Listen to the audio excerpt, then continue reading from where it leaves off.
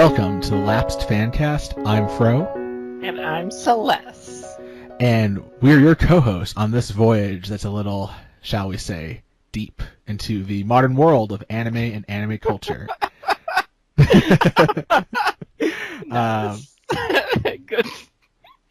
Hey, I try to be amusing. I mean, it's relevant to what we're going to be talking about.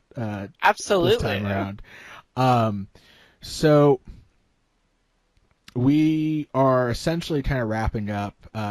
Last week's episode was the first episode of the podcast by talking about an anime that is responsible for a lot of things. First and foremost, it was the winner of both Crunchyroll's Anime of the Year, as well as the winner of best soundtrack was the other award it won.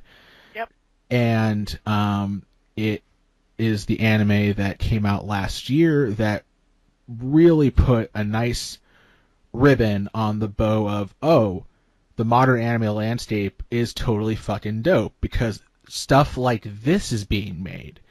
And maybe you could argue that without things progressing in the world as they have, whether it be through the development of online streaming, the plethora of other aspects that have gotten to the mainstreaming of anime, maybe, Kim Kardashian tweeting out about 02 from Darling in the Franxx. Without that, maybe we wouldn't be here right now. But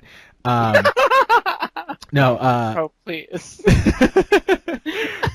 Basically, this series, Made in Abyss, is responsible not just for, what I just described there as like the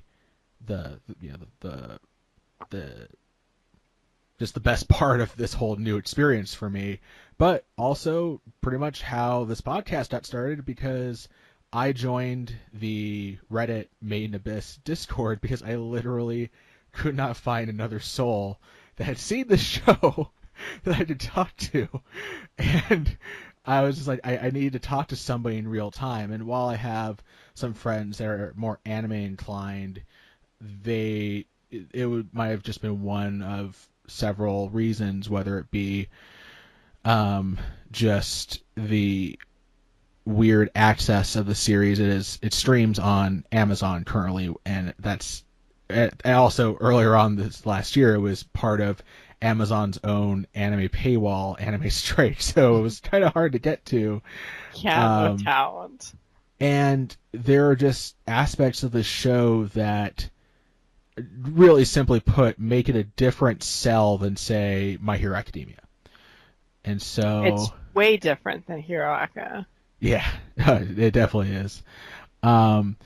And yeah, but before we kind of get more into Made in Abyss, we heard back from some of the folks that had listened to the first episode of the podcast. We're going to try and get the podcast, last week's as well as this one, available on more streaming services as soon as I figure out how in the world I'm supposed to do that. Yeah, it's a wild ride here in the Lapsed Fancast. I hope you're all buckled in for us trying to work our way through the world of podcasting. Mm-hmm. And the other thing I wanted to say is, in listening to last week's episode, I think that we didn't do a good enough job in one particular area, which is emphasizing the audio design and soundtracks for some of the shows that came out last year. In particular, I wanted to highlight the work done on Miss Kobayashi's Dragon Maid and Girls Last Tour. And I know that my personal experience with Girls Last Tour wasn't necessarily to the same level as yours, Celeste. Mm-hmm. But I think we both agree that the music in that show, as well as the music in Maid Dragon, made for a much higher experience than without. The soundtrack is one of the most important aspects of any given show. And I don't know if I have like a ton of praise for Maid Dragon's OST, even though it's pretty good. It doesn't take away from the experience at all. But the OST from Girls Last Tour and Ancient Magus Pride are freaking 10 out of 10. Yeah, that These one as are well. amazing soundtracks that deserve to be listened to. Yeah, yeah. So I was like, oh, we better talk about that. Whether and the big differences between the three are that Maid Dragons is a bit more.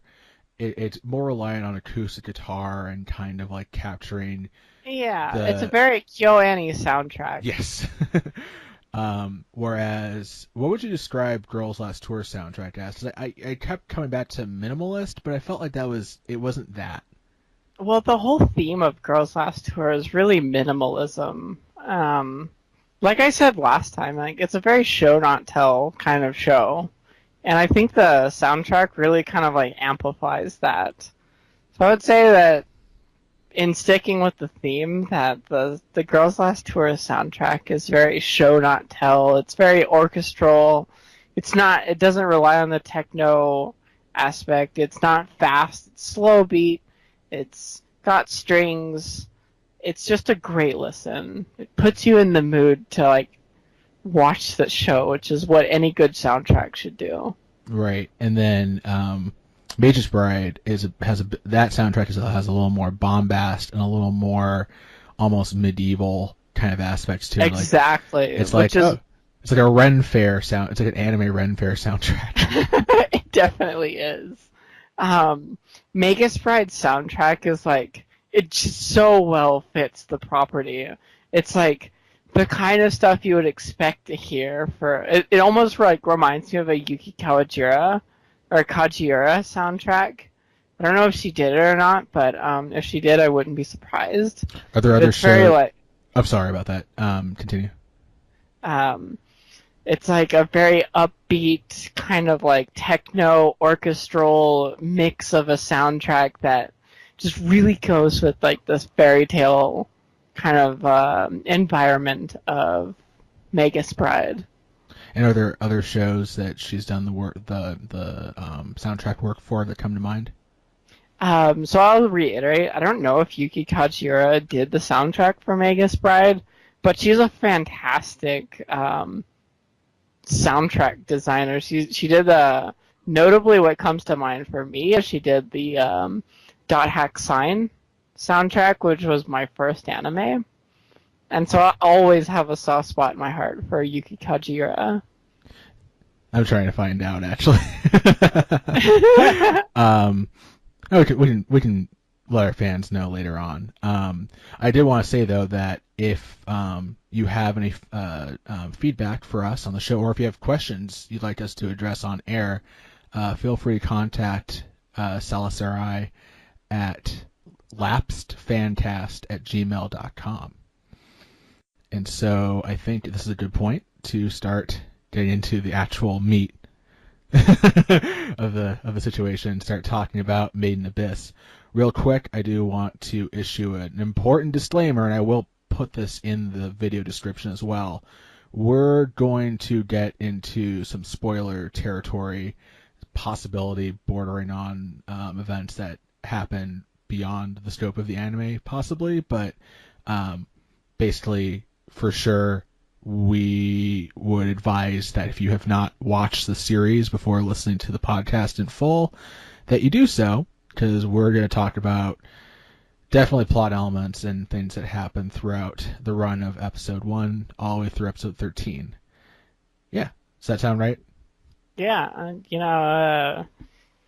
I'll just give a general recommendation for this show before we like go into deep spoiler territory.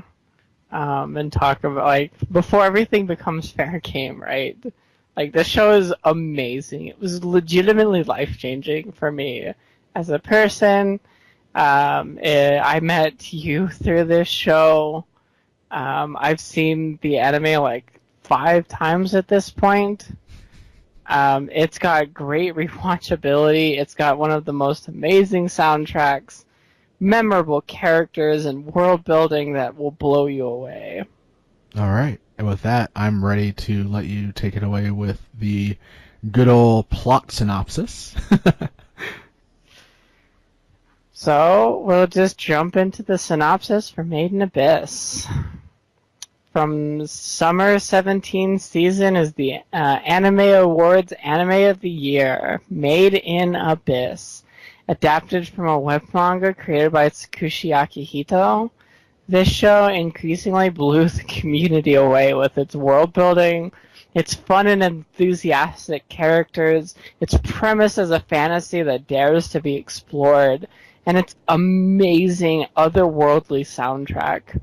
Made in Abyss is a show which never holds back its punches. It never strays away from putting its characters in mortal dangers as they delve into the abyss, a 1,000 diameter pit on an island in the middle of the ocean, with the mining town of Orth at its edge. A part of the delving community is the 12-year-old orphan Rico, accompanied by Nat and Shiggy delving for relics buried in the abyss's first and most shallow layer to support their orphanage.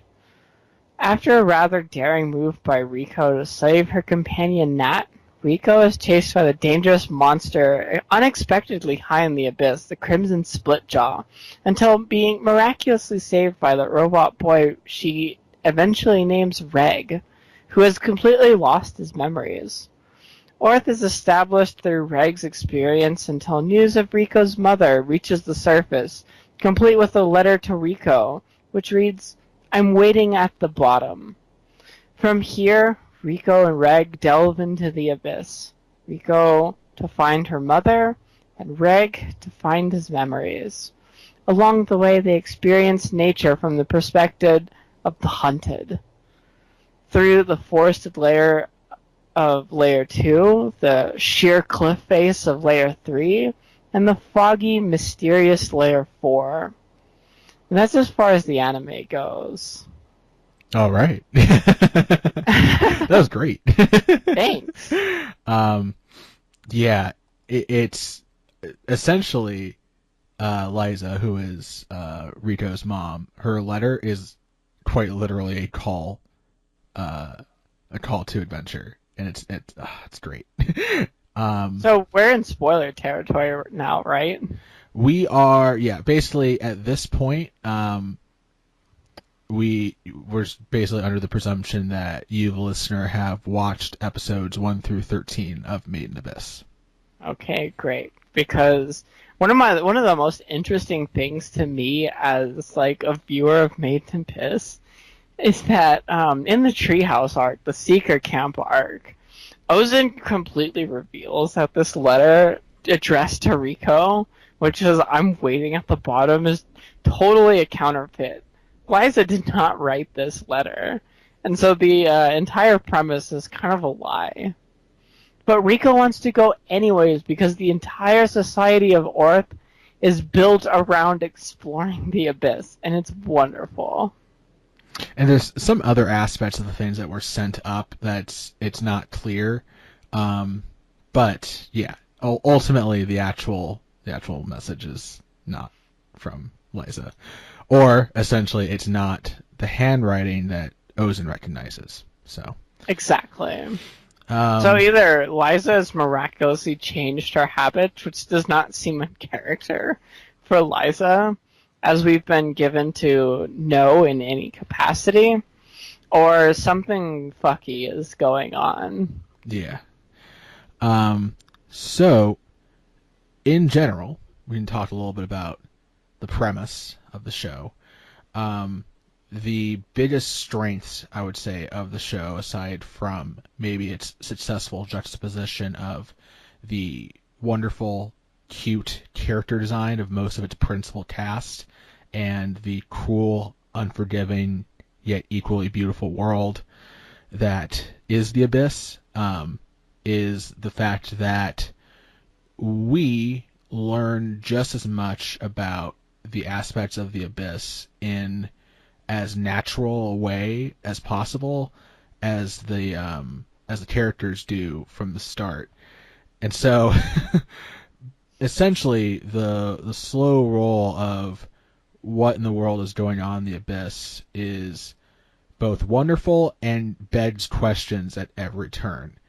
Whether it's the almost completely inconspicuous yet present right from the start aspect of the praying skeletons that are found more often throughout the upper layers of the abyss, near the top, near Orth, and what the notion of the curse of the abyss has to do with these very particularly positioned skeletons now that are found, that are littered all around near the top. And Right.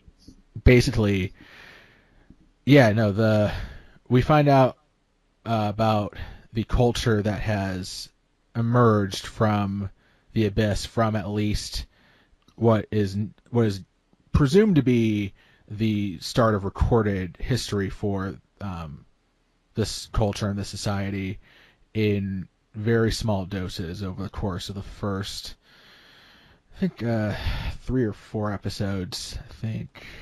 Let's see here. 3 episodes. Yep. And by episode 4, they've gone ahead and delved into the abyss.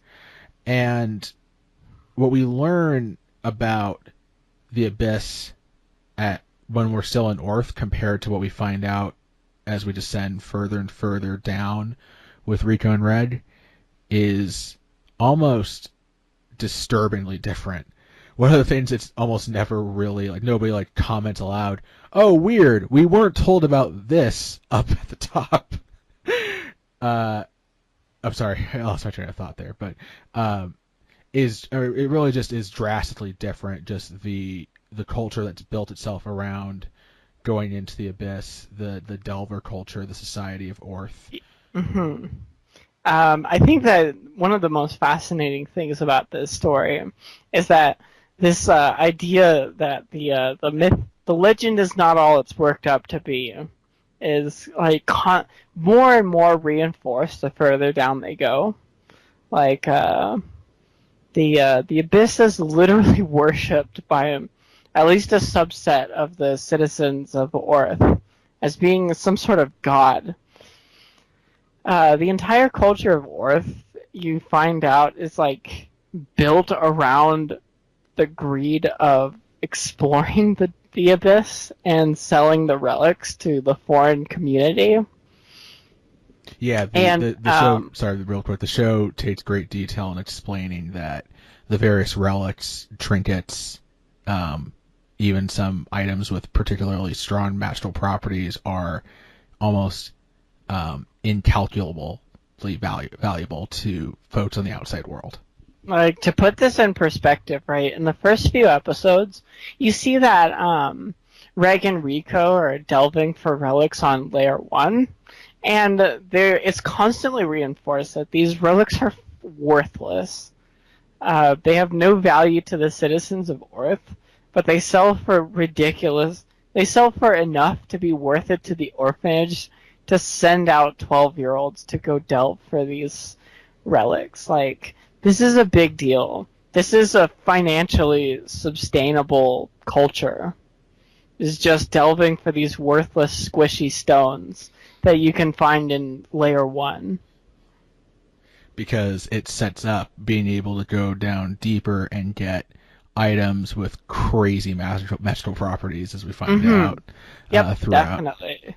There's one aspect I kind of wanted to talk about, the world building that is tied to what Celes just brought up in terms of kind of the don't trust your heroes aspect of it, is especially up until our heroes meet up with the White Whistle Ozen.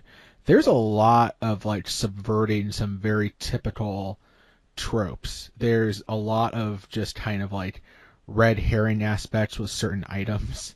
There's a lot of, with a couple of, at least one character in particular, I know that in my experience watching the show, I was completely taken aback by what wound up happening with this character, because I thought the arc was to go in one particular direction, because when I first watched Made in Abyss, I had not read the manga, so I came into it completely blind. Same. And I'll talk about that when we get to the characters, but there's a lot of very standard fantasy adventure, almost, I don't want to say shonen-y, but very much shonen tropes that get very much tossed out of the way early. And it's not, the show is, again, hopefully you've watched already, the show is unforgivingly violent and gory. And the kinds of subversive aspects I'm talking about aren't even psychologically scarring. They're just very simple signals and small things. Essentially, our hero, Rico, manages to lose a lot of things that seem to be valuable, and then it's not really clear that they have value later on. So I'll mention like my thoughts on these because I think this is really interesting. So Rico has two relics that she thinks are useful. The first being the star compass, which she loses on episode 4. Essentially, the moment they go delving into the abyss, she loses this relic which she's hidden from the orphanage that could have gotten her depth limit extended. Which is a big deal for her as a character before she's decided to go delving. She loses it the moment she decides to go delving. And this is a relic which just tells which way is down, according to Rico. Yeah, we have no idea if it actually works. Exactly. The other instance of this, and again, I'll point out that this is going to be a spoiler for episode 10. Rico has a relic which is called the Iron Umbrella, I think is what it's referred to in the manga. And in the manga, they explain just how Rico got this worthless relic. She found it in a trash can, and it was a man-made relic used from sand iron, which was supposed to harden the structure of an umbrella to be the strength of iron or steel. And Rico is so confident in this relic that she gives it to Reg to use against the Orb Piercer. And it's completely worthless in this scenario. So we have two examples of relics that Rico believes in purely because she's an optimist that completely don't work. I think that's one of the greatest things about this show is, yes, it shows Rico as an optimist, but it also shows her as kind of an idiot.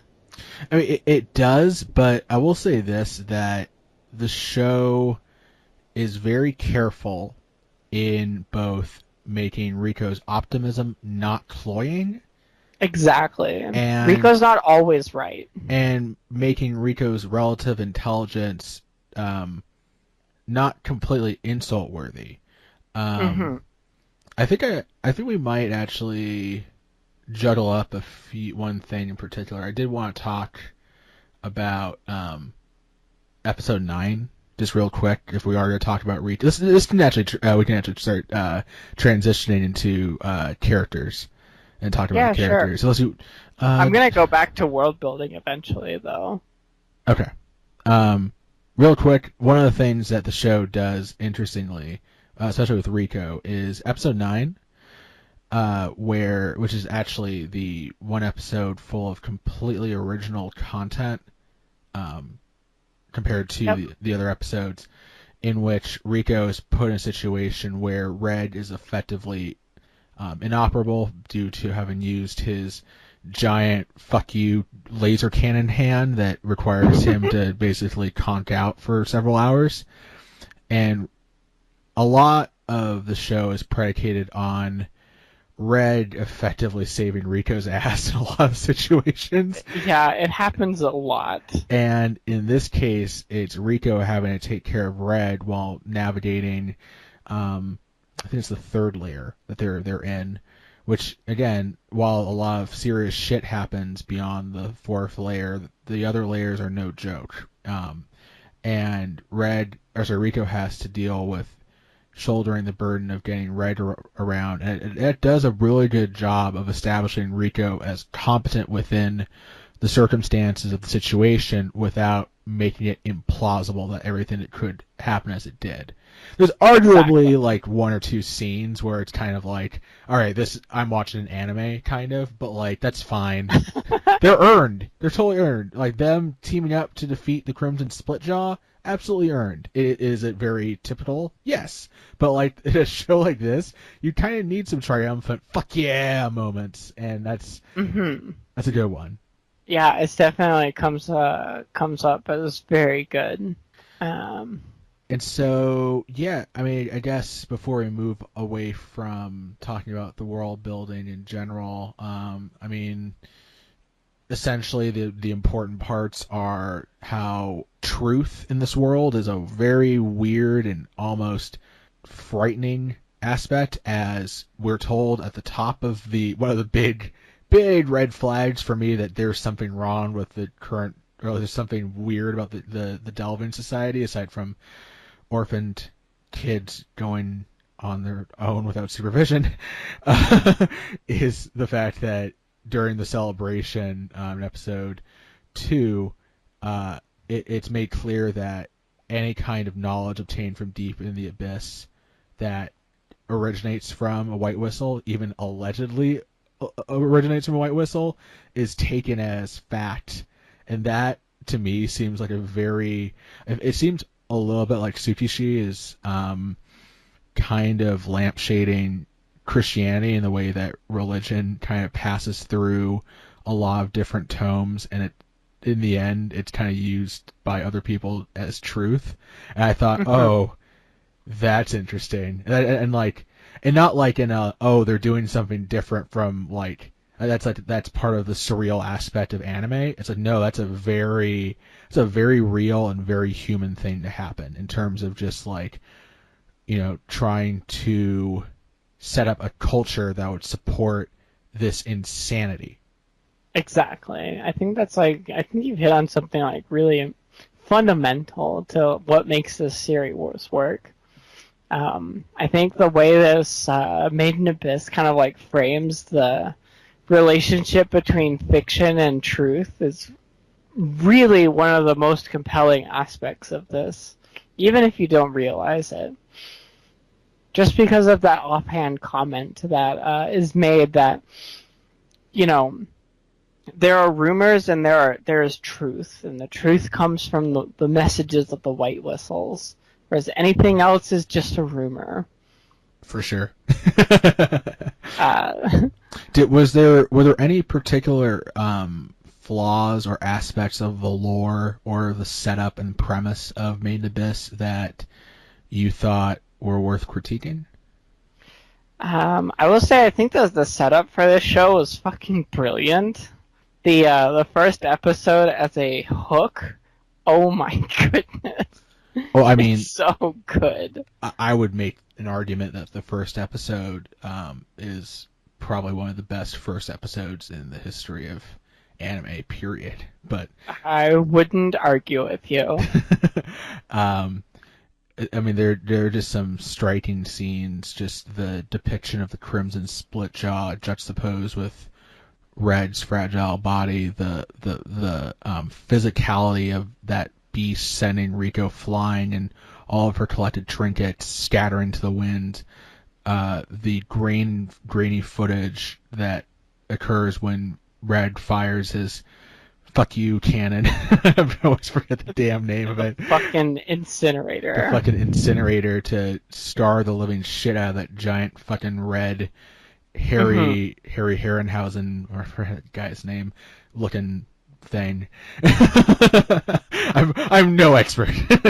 uh, and everything gets tied together with probably one of the best uses of an insert song, with the deployment of I always butcher the goddamn title of Hazeve Karadina to set.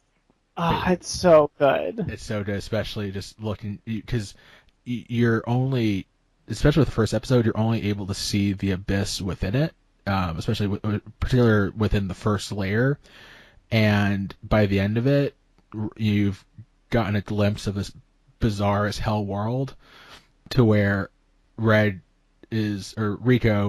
using Red as the audience surrogate, tells Red to look at just the entire town, and you see the enormity of the abyss and that horrible gut churning sound of just empty wind that emanates from it. Yeah, it's great. That was what got me to watch the entire series, to be honest. That sunset or sunrise on the abyss in the first episode. I was hooked. For sure. So let's talk about the characters. So let's talk about the characters. I have a question for you. Yeah, sure. What's up? I think that this can be a great way to decide who we talk about first. And that question is, who's the audience experiencing the story through? I think it's Red. I think it's Reg too. Do you want to talk about Reg first? Yeah. So anime, like a lot of other fiction that involves amnesiac characters, has to treat the audience surrogate with a particular, not say a kid's loves, but in a particular way. I do enjoy that, except for a couple of particular moments, Red's character isn't the amnesiac character who has constantly intrusive memories of who they are. So far in the anime, right? That's I can't think of a good example of someone that's like that. But like Cloud from Final Fantasy VII. His memories are like intrusive by the time you finish disc 1. Oh man. Point taken. And so it happens, and every time that it happens, the cool thing is that Red is either in a set of circumstances where he can't actually necessarily directly act on them, nor are the memories themselves aspects or things that are like, dude, how have you not figured out X or Y or something like that?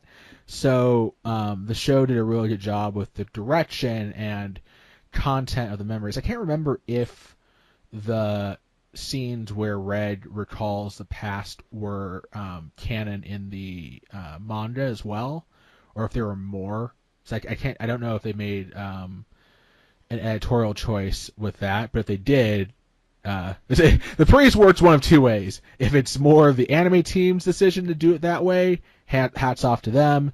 If it's more that they decided to more or less directly go with the flow as Tsukushi had outlined early on, hey, also wonderful. Mm-hmm. So one of my favorite things about like Tsukushi's vision is, so I know we're talking about characters, but I'm gonna say this anyways. Tsukushi's vision feels like a story that's been planned out. It's not like a typical manga you would encounter where they have an idea for a first arc and they go with it until they're canceled. This is a show that feels like a beginning, a start, and an end has been envisioned, and we're working towards a specified goal. You know, that's really appreciated. Like, my experience with a show like this is like One Piece. One Piece is the quintessential version of this kind of story that's just been planned out. I don't know if you have any experience with this kind of story, but I really just wanted to point out how much it's appreciated. I was actually going to make a joke about another series that you definitely have a lot of experience with that went the exact opposite route, and that is Bleach. Because Bleach has a wonderful setup, a wonderful premise, and a wonderful first, if not first and a half arc, and then it goes to hell. Yeah, it's like Kubo, like as Super iPad 12 pointed out in his video, in a way that I could never explain without just quoting him. Tsukushi is a person who just wanted to draw cool shit, got picked up by Shonen Jump, and then it kind of fell apart. Oh, you meant Kubo, right? I think you said Tsukushi. Yeah, I meant Kubo. Kubo.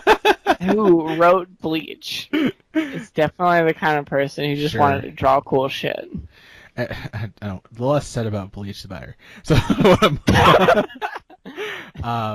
so Red is interesting in that he's very practical from the beginning. There's a couple of things that just from, even though like I have not been watching anime regularly before I started watching Made in Abyss, just from the trappings of other media, be it television or film. One of the things I thought was really interesting was during the initial scenes where Rico is trying to hide Red, there were definitely other paths for like what could have happened once Jiro stepped into Rico's former torture chamber of a bedroom and revealed whatever it was whatever he thought it was that was in the chair. Couple that could have been for comedic effect. I thought it was really, really fascinating that Red, if you're thinking about like this from the perspective of Red in that moment, Red managed to have enough awareness about his ability to stretch his arms to basically get himself in position that he wouldn't be found. And I mean, I know that trope has been used before. It's not the most original kind of thing, but I thought, again, as I was watching it, this is me describing my initial experience with the show, I thought they might have been able to do something play off hijinks. I have some thoughts about Jiro when we get to him and later on too. I think I might have headcanoned way too much for him. that's a really interesting thing. But I thought like at that moment you learned something very essential about Red, which is that he is very sensible if the situation isn't completely out of control. And I mean that was stress management. That was crisis management. Because like he doesn't know anything that's going on, just that he probably needed to keep himself out of sight. And so, Red's. Do you have any thoughts about that? I mean, I have thoughts about Reg in general, but I think you're pretty spot on about the conflict management aspect of Reg's personality. Yeah, Red. And if like the complete opposite of Konosuba, if you're putting together a team to go adventuring with, Red seems like a dope ass solid dude that I would definitely go on it. And I like that a lot about him. The series kind of approaches the typical android-human dichotomy source of conflict aspect pretty much just with a very much like a disregard, whatever the fuck, it doesn't matter kind of attitude. It's very blasé about Red as a robot. Like there's some aspects where they're kind of like, like figuring out like just how much of him is real or not real or not, and all of that's played up for a particular brand of humor. Yes, but like there's no like meaningful like, am I human or what? Like there is some like, what am I? But it's really just tied into the abyss, and that contextualization of that conflict, that motivation is essential for making Red a really cool character. His design is really dope too. It's got a lot of very like typical kind of fantasy adventurer aspects, be it the helmet, which still I can't even remember if in the manga it's been explained yet. the helmet aspect and it's been explained in the manga. That's right. I forgot because I speed read the manga and I've forgotten like half of it. You monster! Go back and reread it. To the listeners out there, the Made in Abyss manga is fabulous and fantastic. Yeah, for sure. I mean, it's the look and feel of it is pretty much a 1-to-1.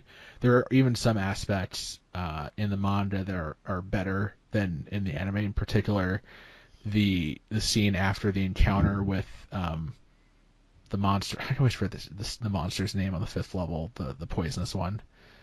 The orb. The Amiyagiri? The white poison quill guy. I always forget the name of it. It's the orb piercer. Is it the orb piercer? Is that what it was? That's on the 4th layer. That's the Tamaguchi. Yeah, what the thing that poisons Rico. Yeah, it's the Tamaguchi. Thank you. The Tamaguchi. The orb piercer. Yeah. Okay. Cool. I had it right. That Jesus, this bro.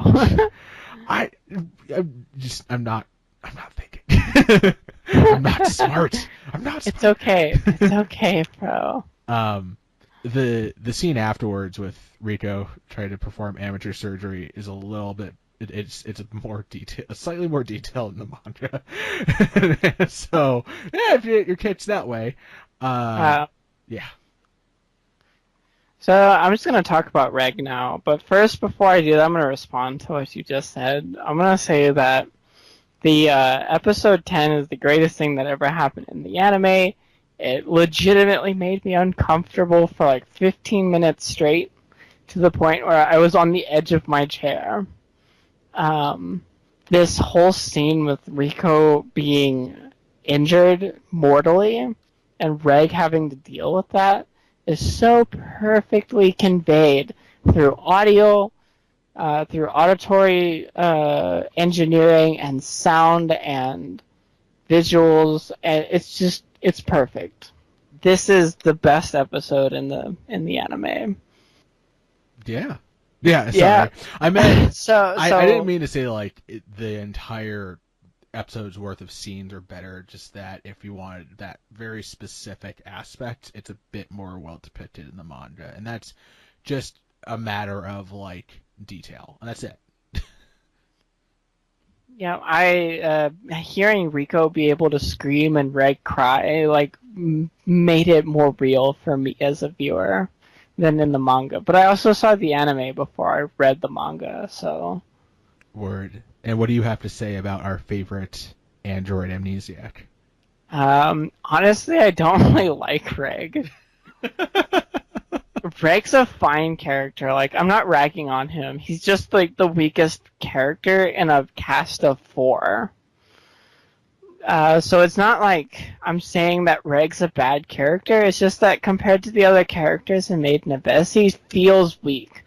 And that's mostly because he's the audience surrogate. He's kind of flat because you're supposed to be able to identify with him and kind of experience the story through his vision. And that's accomplished mainly through his like status as an amnesiac. He has no idea what the fuck's going on. And so you learn about the world with Reg. And I think that makes him a little weaker as a character overall. Um, I like that Reg is a thoughtful robot boy. He's kind of like Mega Man, if Mega Man didn't know what was going on. He's like the perfect platforming protagonist. I'm just imagining Red in having Mega Man sprite animation on the jump. Yeah, can you not see it? Like it's obvious to me. Sure, yes. Do you like? I feel like a lot of the characters happen to have some kind of, I wouldn't call it a seven deadly sins kind of flaw, but like, do you think Red's flaw is just kind of like he trusts Rico completely, more or less? No, I don't think that's a flaw for Reg at all. I think it's established that Reg has like a level of trust built in Rico since they spent a month together in the orphanage getting to know each other. So I'm kind of like willing to let that go, especially since they're a partner, team, and the dynamic between them is very clear. Yeah, absolutely, I agree with that. What I will say, I do think Reg has a major character flaw, and that's that he's invincible. There's nothing interesting about an invincible character. I mean, he's very tough and durable. I think saying he's invincible is a stretch. He can clearly.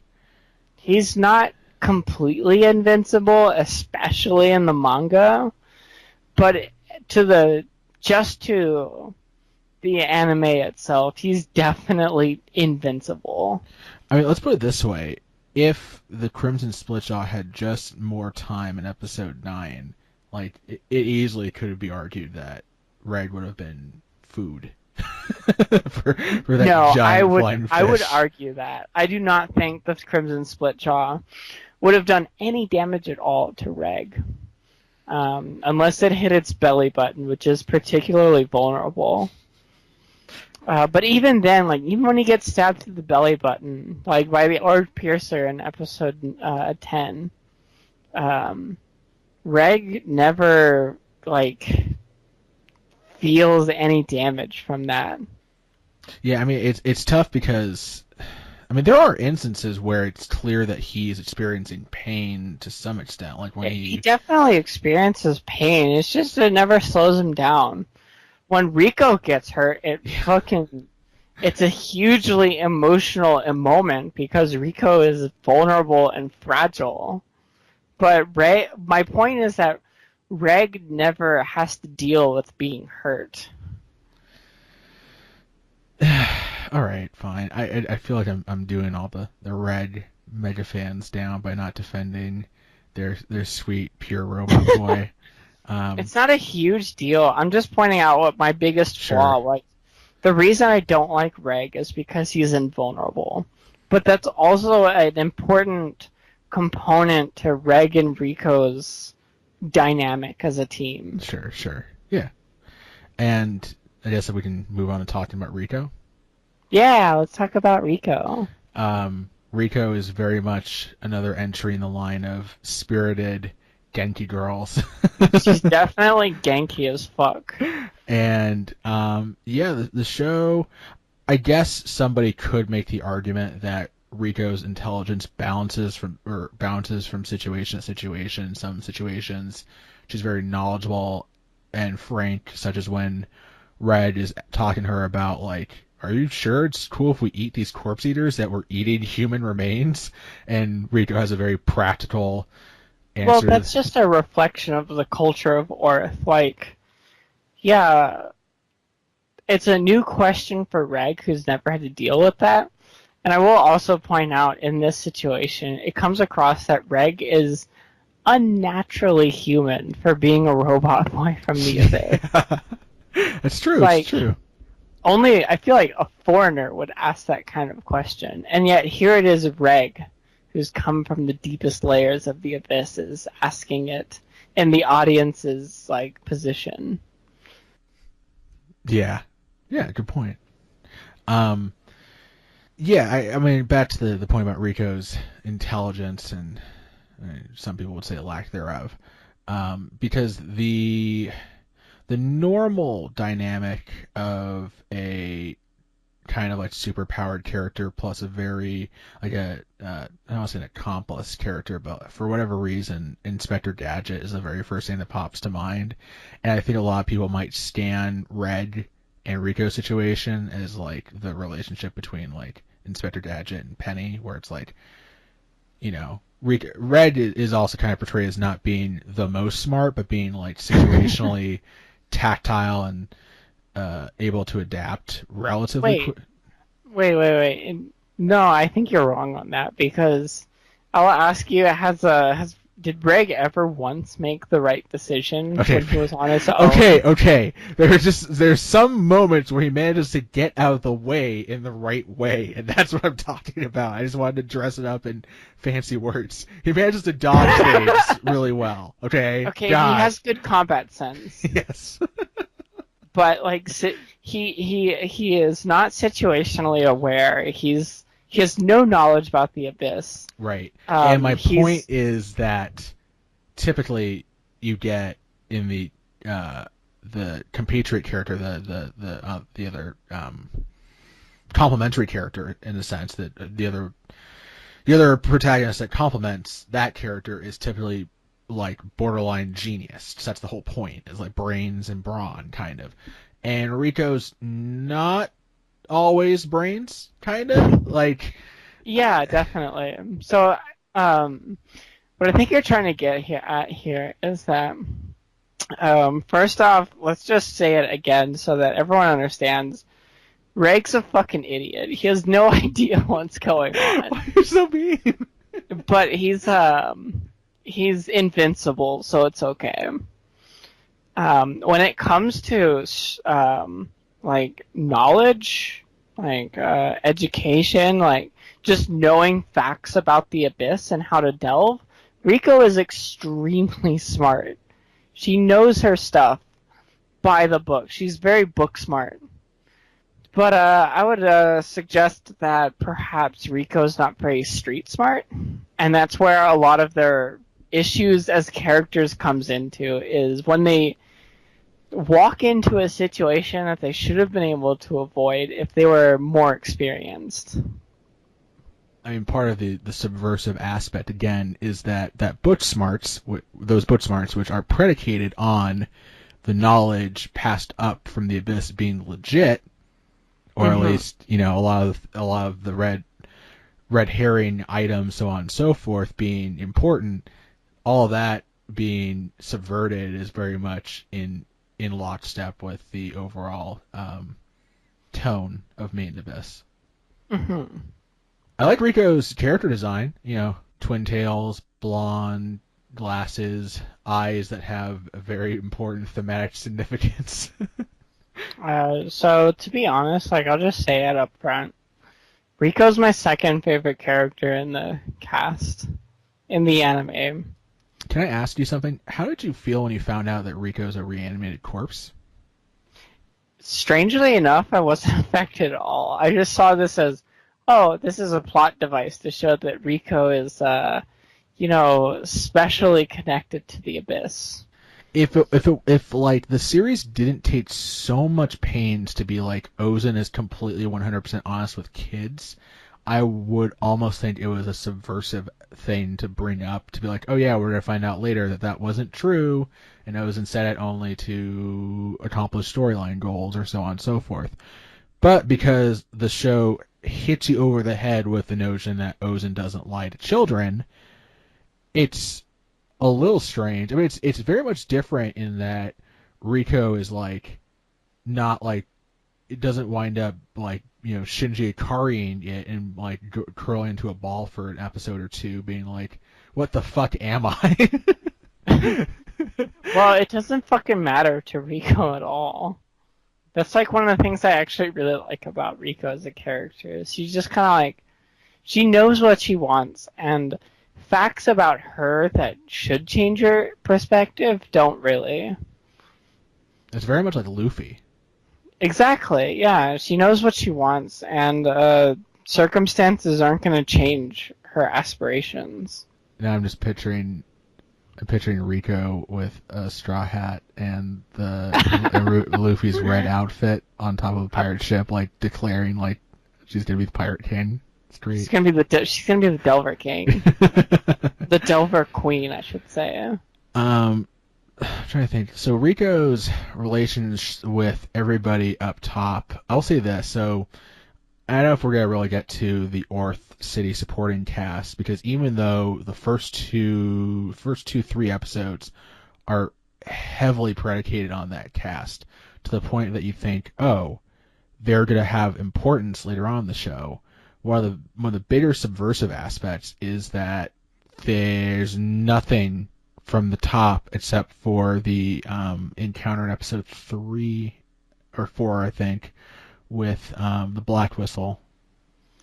With Habo? Yeah, with Habo, and that's it. No, I think there's another scene, but it's one of the extra chapters, and it's in episode 12. The birthday sickness. Oh yeah, that's right. That.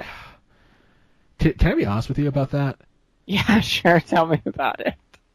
Okay, so we're both kind of operating under the presumption that Tsuchishi has things planned out to an extent comparable to Oda. Mm-hmm. I don't think it would be... I think it would be wise to not discount the possibility that there are going to be aspects of the series that might get shelved, possibly, but we'll see. I mean, like, I could be wrong, and like the other kids from the orphanage could just like do a marathon run down the levels of the abyss to meet up with Riko and Red or something like that. But it doesn't seem to be. That's never gonna happen. I know. It does not seem to be the case. And tied to that with the birthday sickness thing, I wonder if it's gonna get dropped eventually. Like, I know that's a pretty big thing to say about the show, but to me, it always, I guess, just for me, it's forgettable. Okay, so I don't think it's gonna be forgettable, and here's why. So if you're a manga reader, you know about the extra chapters. If you're not a manga reader, go read the extra chapters. Because in the extra chapters, they kind of build out this idea that there's a cycle.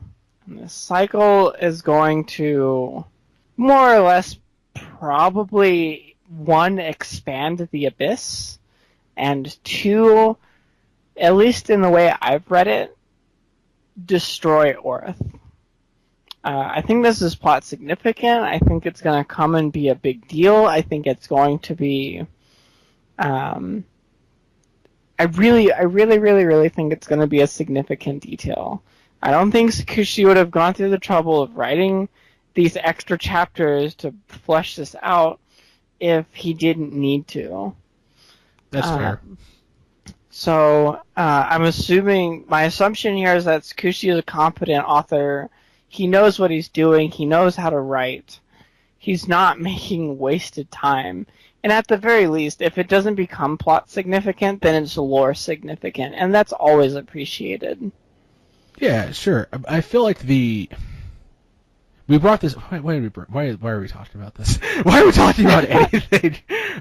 No, seriously, like we're talking. Bro, how did we get off topic like this? We're just talking about Rico, really. No, fuck. Oops. All right, let's go back to Rico. Yeah. I've said all I need to say about the extra chapters. That's go right. read them. I need to reread them.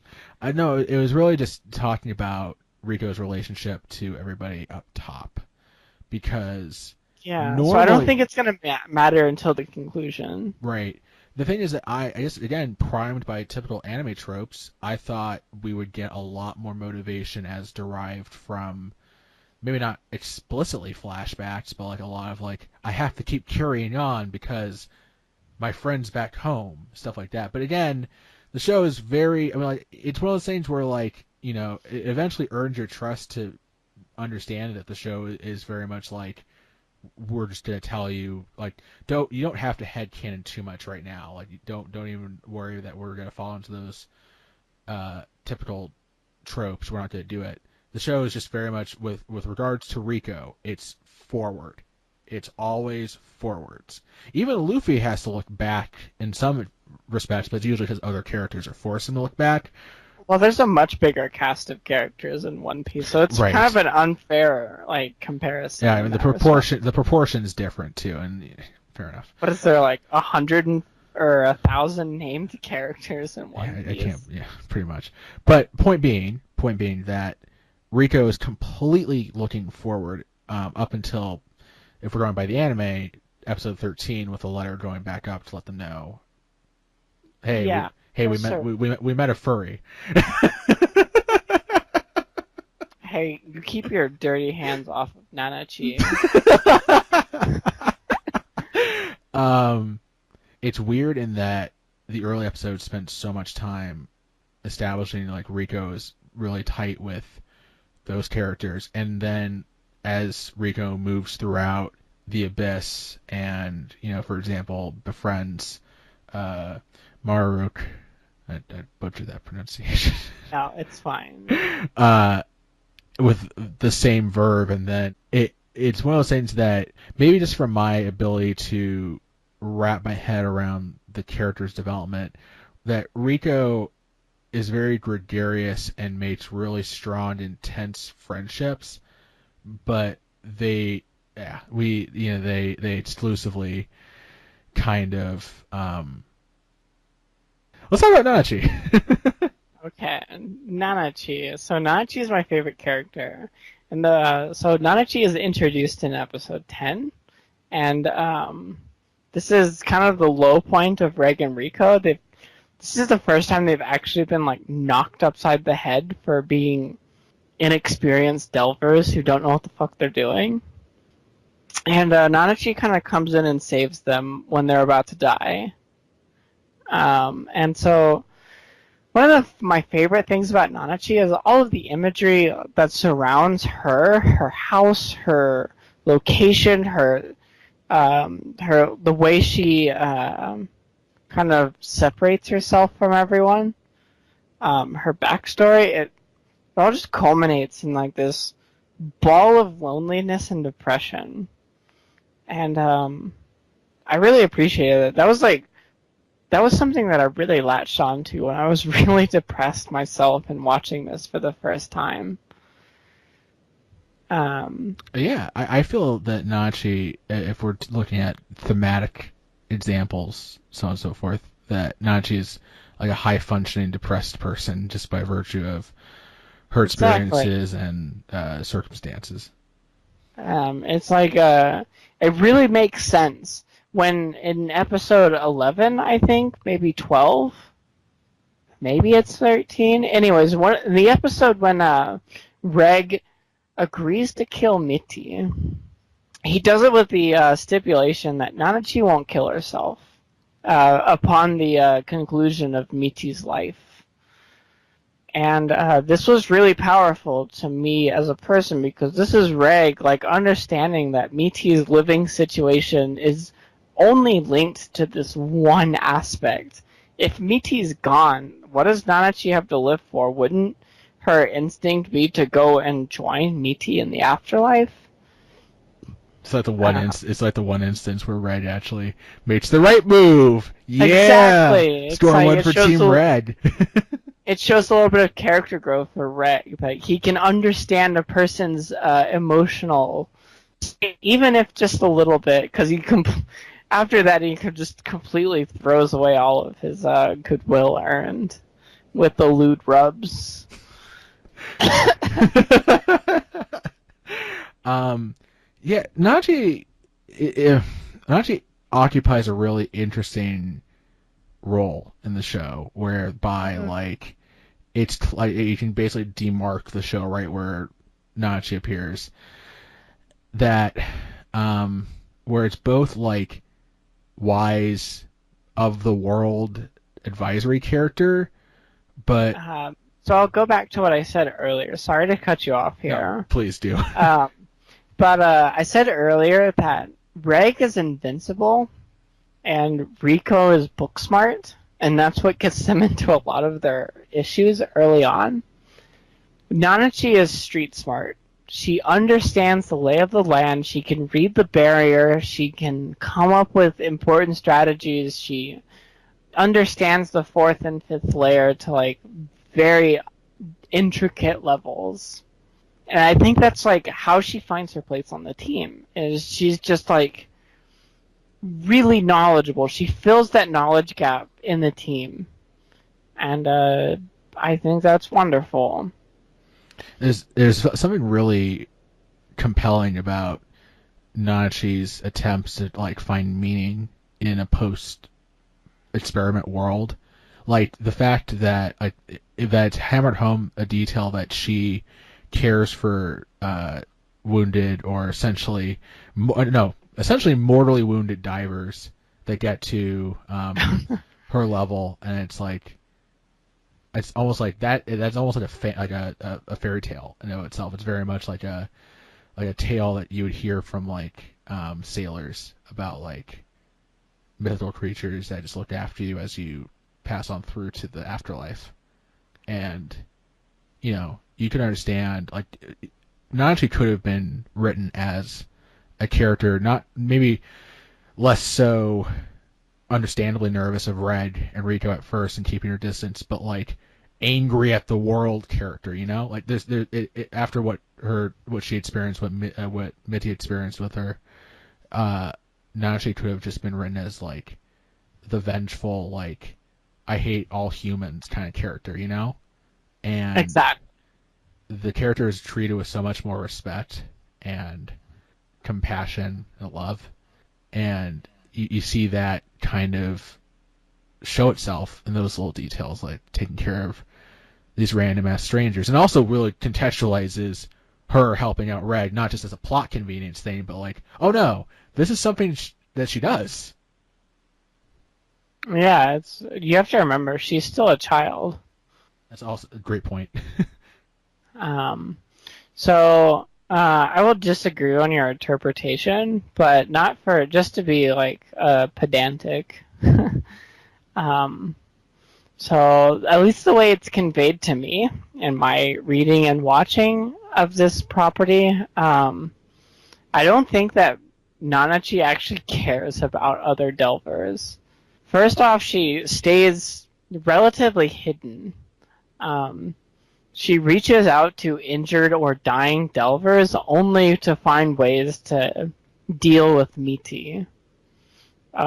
She does collect and bury dead Delvers. You can tell this by the imagery in her house, the whistles on the wall, and her plethora of delving equipment. But I don't think she ever has the intention of actually saving Delvers. What she wants is to help Miti.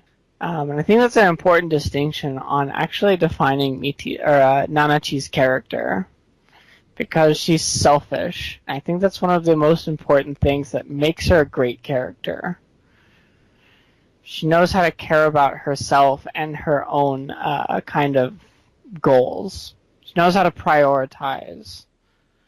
She's not going to get carried away on random bypasser, etc. You know what I'm saying? No, yeah, I agree. You got to the heart of the matter better than I did. I guess I kind of went a little bit overboard with trying to depict Nanachi's behavior as super compassionate. It wasn't that. It was more that even the small aspects in death, like the burying of the corpses and so on and so forth, absolutely. She respects the dead for certain. Yeah, and it almost. But I will. Oh, go on. Sorry. Oh, I was just going to say, I will point out that even in episode 11, when Reg asks, "Why did you help us?" Nanachi responds, "Because I pitied you." That's the ultimate revelation of Nanachi's inner character. She didn't help Reg and Rico because they were dying. She helped them because she couldn't stand that they were crying so loudly. And also, Nanachi doesn't have any reason really to lie, except for one very specific Reg aspect. That he can kill Missy. Well, that becomes apparent later, and it's it's that point that Nanachi needs Reg. It's that point which comes out and kind of forms their relationship that will continue from that point. Yeah. So we've talked about the main trio. I don't really have any, honestly, I don't have any criticisms of Nanachi's character or how it's portrayed. There's a lot of just well-written character work that you basically hit the nail on the head for. I guess we could talk about the supporting cast a little bit. The only thing I was going to say is that the way that Nanachi treats the dead and dying Delvers could be used as a juxtaposition with a certain best father of the year. Yeah, Bone Druid's pretty great. It's so I don't know which one. Who do we want to talk about next? So I'll just kind of run through those other supporting characters that I don't think really matter, and say what I think about them. First and foremost is Jiro. Jiro doesn't matter at all. He's a player. He's a moon whistle. Real quick, I thought A, he was actually going to go pursue the two of them, and B, I thought so too. I thought Jiro was going to be an important character. I was surprised that he gave up so early. That's weird. He gave up so easily, but also how is he supposed to catch up with Reg and Rico? That could have been part of the power that made him such a compelling prodigy that both Ozen and Liza wanted to take him under their wing. That's never true. Explained. That's true. I'm not defending this at all. I think Jiro's kind of a weak character. He kind of shows up, does his part as the early mentor. It's kind of this is what you're supposed to take away from Jiro. Number one, he cares. Jotaro cares a lot. You say it with so much disdain.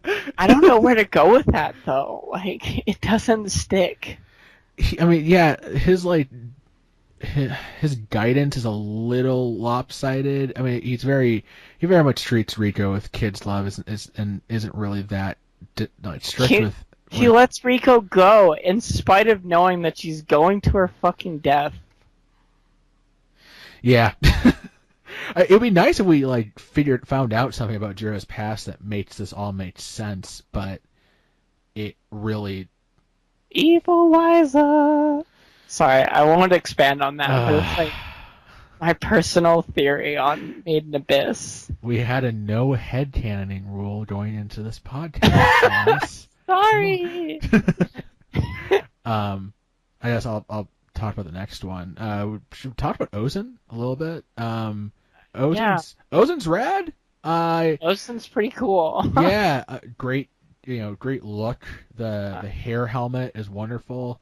It also has made for some incredibly entertaining fan art, including that one artist that does all of the Ozen little chibi comics that are just the funniest goddamn thing in the world. I'll probably put a link to that person's Twitter later on. But Ozen's design's great. I know that one of the chief criticisms of the show is that the arc where they encounter Ozen happens to be, for some people, the slowest part of the show, but I never felt like the pacing during those episodes was ever an issue.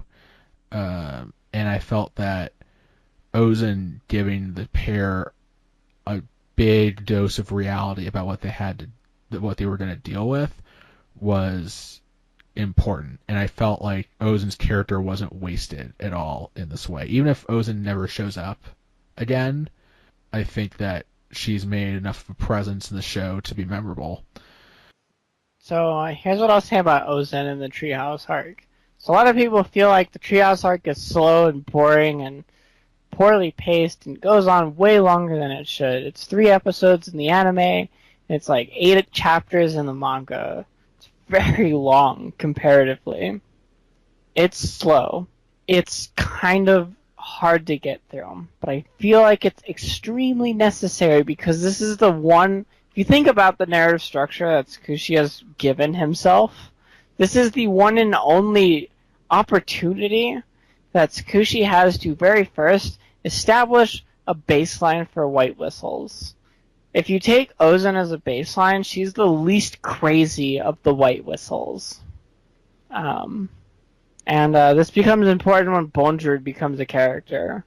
It's right. Like you already understand that if Ozen is the baseline here, then you're not like leaping for logic gaps when you meet Bonjour, who's fucking crazy. Also, I think this is important because this is the last opportunity Tsukushi has to give himself an exposition dump.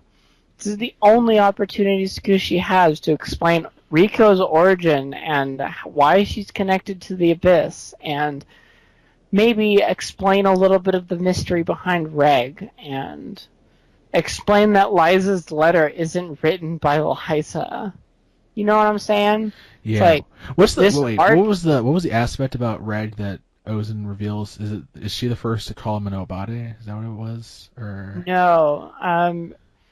Ozen's the first one to point out that. Okay, I'll say this a little differently. Ozen's the first one to basically make it concrete that Reg is invincible. Ozen's a freaking white whistle, and she cannot do any damage to Reg. She also explains that Reg has a 2-hour sleep time limit. That's true. Upon firing his incinerator. So she also hints very briefly, if you're paying attention, you can pick this up. She hints very briefly that Reg there might be more to the relationship between Reg and Ozen than meets the eye. Ooh. It's very briefly hinted. Like, if you interpret a certain line the way I've interpreted it, which is kind of like stretching here, but Is this Um, part of your evil lies theory? I yeah. banish it from this podcast. No, I'm kidding. I'm kidding. Um, I was uh, just gonna say, it seems like there might have been a relationship between pre-memory loss Reg and Ozen, that's just fascinating. by the way that she's talking to him. So yeah, Ozen's like just a great character. I feel like her presence is really felt in the narrative. I feel like the time devoted to her and the Treehouse arc is necessary to establish what's coming next. All right. Um, do we want to talk about Maruk, the maid? No, Marduk's adorable. That's all I have to say about Marduk. Yeah. Read the extra chapters for more info on Marduk. Okay. Um, yeah. Maruk is also important for kind of setting up a little baseline relationship for something else later on too, I think. But that, Dun, dun, dun. yeah. But yeah, I'll not spoil that. And it's tough to talk about my favorite character without going into spoilers. Bondred, fucking rules. Like, Yeah, you don't get much. So I actually like what the anime has done here with Bone Druid. oh They yeah, I give have you no just problems with enough that. taste to give you a feeling for what kind of bastard Bone Druid is. And then they leave the Bone Druid arc, which is coming forth in the manga, to be continued. Yeah, I mean the show does enough to hint that Bondred's like dealing with him is coming up next with the way that episode 13 wraps up. Trying to think.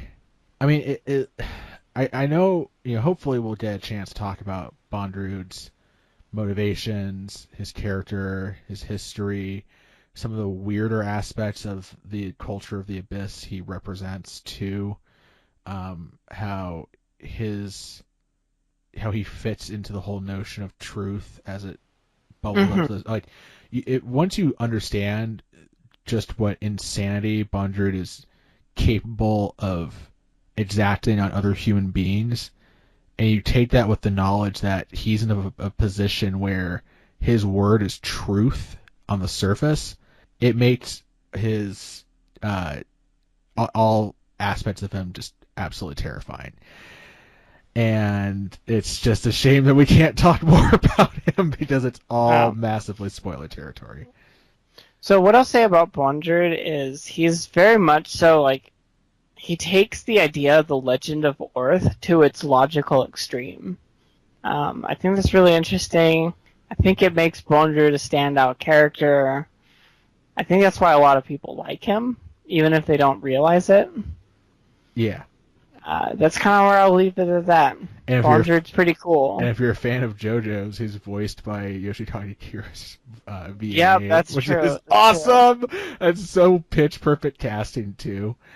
I guess we'll move on to talking about one very important aspect of the show, just real briefly. I want to talk about the music in the show. We kind of talked It's about fantastic. how Hanazebe Karadina is used in episode 1. It's definitely the song that most people go to when talking about the music of the show. I actually have a different favorite insert song. I was wondering if Celes has one too. You want to say what Uh, yours is? yeah, my favorite insert song is Underground And River. that's mine too, because that song It's is so it's good. so good. I had somebody, I forget who described it as maybe being like the lyrics are a little too corny because it's the one song with very defined English vocal lyrics, and It's fine. Screw the haters. They don't know what they're talking about. yeah, as a standalone thing, it's great. If it was like Your Name with like 3 or 4 insert songs with a bunch of English lyrics or like a bunch of like real world lyrics, because Hanazebe Karadina is very much like a Sideros kind of song where it's like almost like a made up language. If it was like that, yeah, I could Ardina understand. Carta Dina is a made up language. Yeah, okay, cool. um, so I mean, yeah. So then the Sideros comparison is perfect because they sing in a made up language in a bunch of their songs.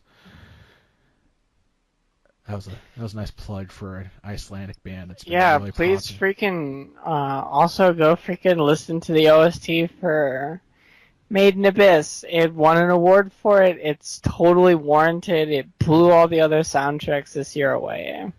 Yeah, and I mean, just real briefly, like it's composed by an Australian composer named Kevin Penkin, and this is, I think, his second OST work. Coincidentally enough, the other anime series he did work for, which I think was Attack the Dog, or I need to open up my here we go. Under the Dog was also another Kinema Citrus Oh, production cool. too, and So he that probably has like a contract with Kinema Citrus then. yeah, because it's really like it's one of those weird like complete happenstance things because typically, I mean, still even in 2018, most aspects of an anime production are handled by, especially with like the more organizational titles, whether it be director, chief, background designer, so on and so forth. They're all like normally of Japanese origin. So Kevin Yeah, being it's very strange to see a non-Japanese person kind of break into the anime community like Penkin has. and we're not talking about somebody who like has this is not Hans Zimmer we're talking about here. This is a dude who has a very short list of work under his belt who managed to completely understand exactly what he was working with and put together a slate of songs that are beautiful, mysterious, haunting, stressful as shit, and some of them just the soaring uh, uh, orchestral work, and just there's actually a full on I don't know if it's available online currently, but there's a documentary about the making of the music, and in particular, Penton specified that he picked the actual orchestral hall that they recorded everything in as a large enough venue to properly capture the conceit of a just unfathomably large abyss. Like you can't like it's just hard to say that the marriage of music and the visual art form is anything short of perfect. Oh, that's great. I think that's a great way to end off the chat on Made in Abyss. Yeah, yeah, totally. Yeah. I would say, thanks again for joining us this week on the podcast. Again, if you want to contact us with any questions you have, it's lapsedfancast@gmail.com. Mm-hmm. Hopefully you'll tune in to last week's episode about anime in 2017. And next week we're going to be talking about both anime from this past winter, 2018, as well as some of the stuff that's coming out in spring. Whether or not it'll be a preview or kind of like an early review, it kind of depends on Definitely. when we actually record the next one. But thanks again for listening, and hopefully you will go enjoy Made in Abyss as much as we do. Do you have any closing thoughts, Celes? Nope. Go watch Made in Abyss if you haven't, and go read it if you haven't. Made in Abyss pretty great. It did definitely deserved Anime of the Year. For sure. Peace. All right, this is Celeste and Fro signing out.